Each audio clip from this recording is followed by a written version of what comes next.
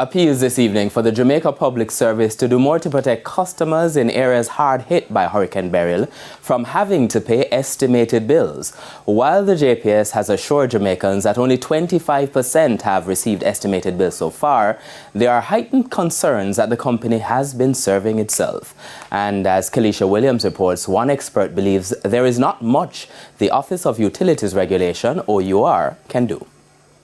There has been outrage since the Jamaica Public Service announced on Friday that some customers may get estimated bills this month due to its inability to read some meters remotely or physically since the passage of Hurricane Beryl. But on Monday, the company said some customers got actual readings. As of Friday, though, it was only about 25% of our customers who had gotten estimated bills. That's because we have been able to gain access to meters and get readings. However, former director at the Office of Utilities Regulation, OUR, David Geddes, said the issue is not with the bills being estimated, but how they are done. So what happens in Jamaica is that we don't have confidence in JPS and their meter reading, and we do not seem to get accurate results from whatever process they use to estimate the bills, and that is where the problem is.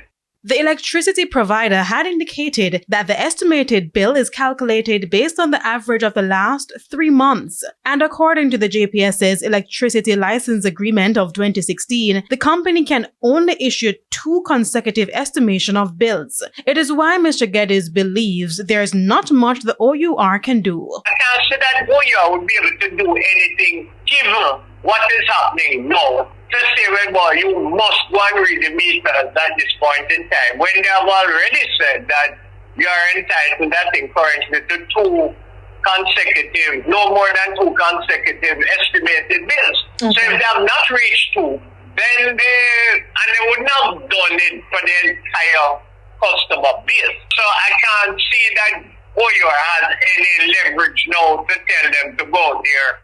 However, there are conditions like the force majeure clause, which can be invoked to allow the JPS to bypass the obligations of the license. Force majeure is any event which prevents the company from carrying out its normal duties. For example, explosion, chemical contamination, earthquakes, torrential rain, and any other natural catastrophes beyond JPS's control. The same clause which Energy Minister Darrell Vaz indicated that the company said it intends to use. When JPS decides that it is going to invoke force majeure conditions, what it is saying to customers is that they don't really care about us, and they're trying to protect themselves. They don't want any claims for equipment damage when electricity is restored and there might be a surge in power or this, or they are trying to give us estimated bills that are much higher than what we would normally pay.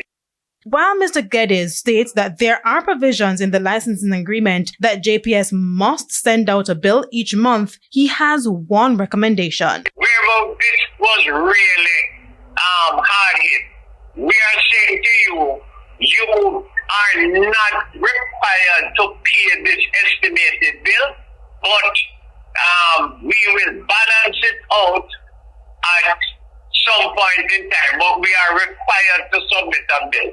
In the meantime, the OUR declined our request for an interview, but stated that it has been monitoring the developments closely and will be meeting with JPS Monday afternoon. Kalisha Williams, TVJ News.